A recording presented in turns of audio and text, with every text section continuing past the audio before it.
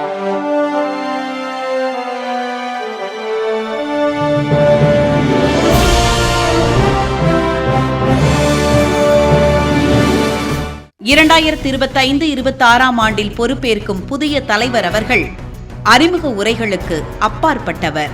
புன்னகை தேசத்தின் சக்கரவர்த்தி, இளைய தலைமுறையின் உந்து சக்தி.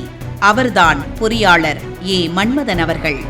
வெள்ளி விழா ஆண்டில் ஒரு வெள்ளி நிலவாய் பொறுப்பேற்கிறார் திரு மன்மதன் அவர்கள். கல்லாலே வேலியிட்டால் கலையழகு இருக்காது என்று சொல்லி நெல்லாலே வேலியிட்ட நெல்லை சீமையிலே 27/10/1979 நாளன்று எம். அர்ஜுனன் ஏ. ரமணி தம்பதியருக்கு மகனாய் பிறந்தவர்தான் மன்மதன். பெயருக்கேற்றார்போல் அனைவரையும் வசீகரிக்கும் அற்புதமான புன்னகைக்கு சொந்தக்காரர் மன்மதன்.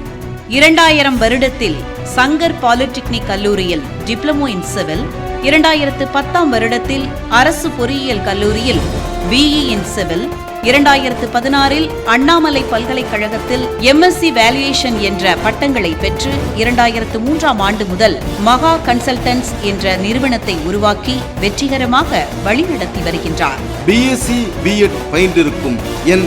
சங்கர சுப்புலட்சுமி அவர்களை வாழ்க்கை துணைவியாக கரம் பிடித்த திரு மன்மதன் அவர்களுக்கு தற்போது +1 பயிலும் அர்ச்சனா ராகவி என்ற மகளும், 7ஆம் வகுப்பு பயிலும் மகா நதின் என்ற மகனும் மக்கள் செல்வங்களாக அமைந்திருக்கின்றனர். இதனை தவிரவும் திரு மன்மதன் அவர்களுக்கு பல்வேறு கூடுதல் சிறப்புகள் உண்டு. Registered construction engineer, registered developer, registered district panel engineer, registered engineer என பல நிலைகளில் இந்த சமூகத்திற்கான தனது பங்களிப்பை வழங்கி வருகின்றார். அது மட்டுமின்றி கட்டுமானத்துறையின் வளர்ச்சிக்கு உறுதுணையாக இருக்கும் அமைப்பு ரீதியான செயல்பாடுகளிலும் பொறியாளர் ஏ. மன்மதன் அவர்கள் விரிவாக தனது பணிகளை செய்து வந்திருக்கின்றார்.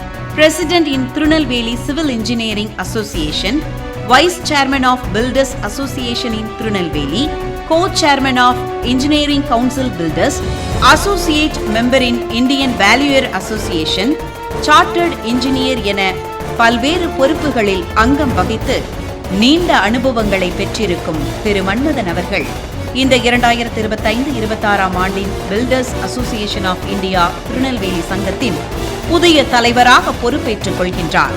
அவரை வாழ்த்தி வரவேற்கின்றோம். மன்மதன் அவர்களே வருக. மந்திர ஜாலம் புரிக. மாசற்ற செயல்திறனால் மாநிலம் போற்ற. வாழ்க வாழ்க.